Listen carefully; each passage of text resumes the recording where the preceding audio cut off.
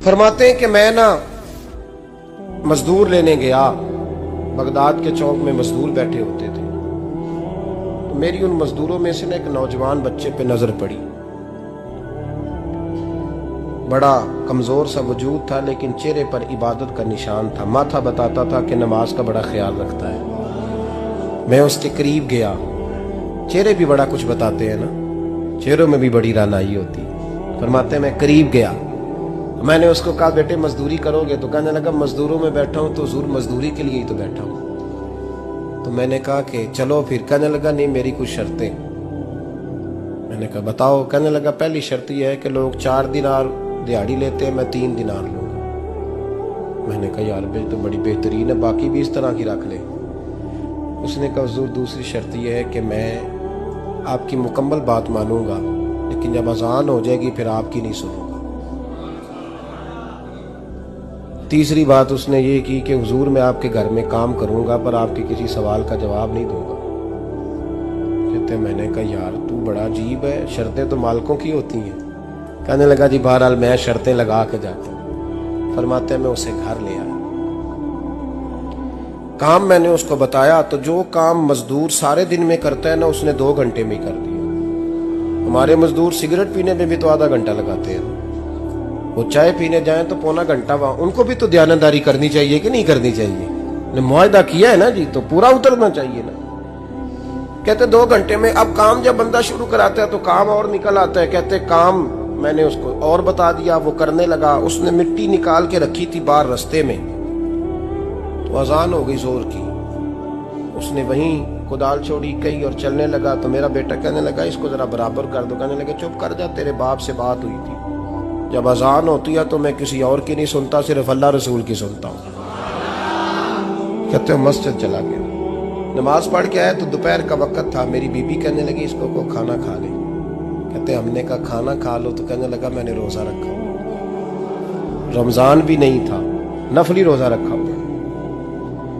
फरमाते हैं शाम हुई, मैंने 3 दिनार दिए, तो मैंने कहा तेरा नाम क्या है? कहने लगा मैंने आपसे कहा था मैं किसी सवाल का जवाब नहीं दूंगा। तो वो चला गया। अगले दिन मैं फिर लेने गया उसे, काम कुछ और निकल आए, तो लोगों ने बताया वो सिर्फ हफ्ते वाले दिन आता है।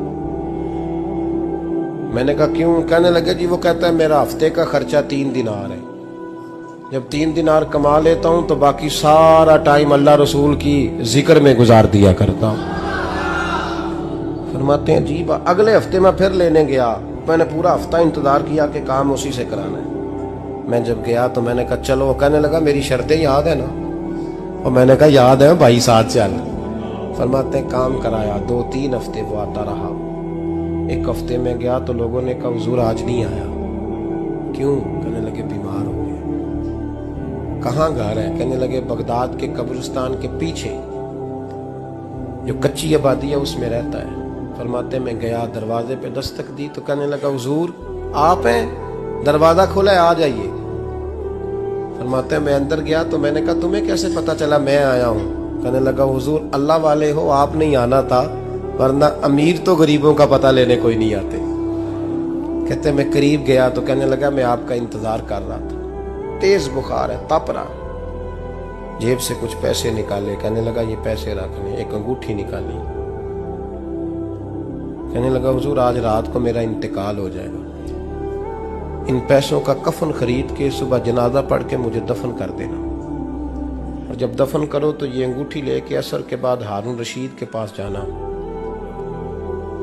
आप उसे कहना मैंने मिलना है, पर वो आपको टाइम नहीं देगा। आप उसको आवाज दीजिएगा कि तेरी एक अमानत है मेरे पास, फिर वो आपसे मिलेगा तो अंगूठी दे दे, फिर आप मेरी तरफ से फारिग हैं। हजरत फरमाने लगे तेरा नाम? और कहने लगा हुजूर वक्त थोड़ा है,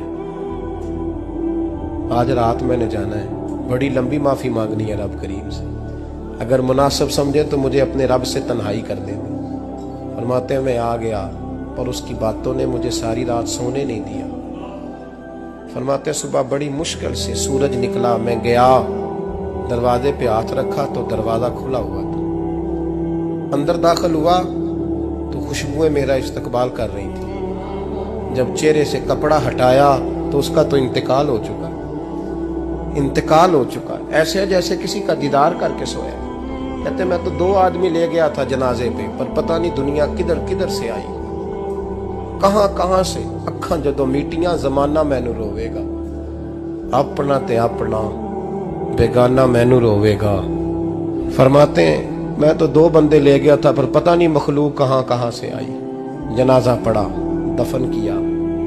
हारून रशीद के पास में असर के बाद गया, मैंने बुलाना चाहा पर बादशाह था, मेरी तरफ देखा ही नहीं। मैंने उसको कहा तेरी एक अमानत मेरे पास है। फरमाते हैं वो मुझे कोने पे ले गया, क्या बात है, कमरे में बुलाया, मैंने अंगूठी दी। हारून रशीद तो चीखे मारने लगा, कहने लगा अंगूठी वाला कहाँ है? मैंने कहा वो तो इंतकाल कर गया। कहने लगा मुझे कब्र पे ले चल। कहते मैं कब्र पे लाया तो वो लेट गया, तड़प के रोने लगा। मैंने कहा मेरा कलेजा फट जाएगा, ना उसने कुछ बताया ना तूने बताया, ये कौन था? तो हारून रशीद कहने लगा ये मेरा बेटा था।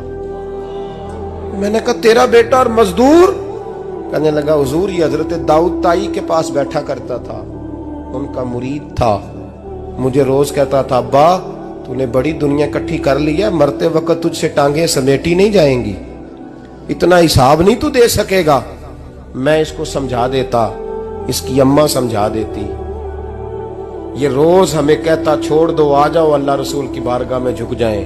हम समझ। एक दिन ये चला गया, कहने लगा फिर तुम्हारा रास्ता और है और मेरा रास्ता और है। ये सोने की अंगूठी गलती से इसके पास रह गई, गलती से हीरे की अंगूठी चली गई। कहने लगा देखो मेरे बेटे ने आज वो भी वापस कर दी है। फिर तड़प के कहने लगा हारून रशीद था तो ये मेरा बेटा, पर मेरा मुर्शद निकला, मेरा पीर निकला। भाई जिंदगी तो बड़ी थोड़ी है ना। बाबा साहब ने कहा था उठ फरीदा सुत्या, और दाढ़ी आ गया पूर, अग्गा नेड़े आ गया, पिछा रह गया दूर। उठ फरीदा सुत्या, खलकत वेखन जा, मते कोई मिल जाई बख्शिया ते तू ही बख्शिया जा। उठ फरीदा सुत्या, झाड़ू दे मसीत, तू सुते रब जागदा, तेरी डाडे नाल परीत। मेरा रब हमें भी अपनी बारगाह में कबूल फरमा।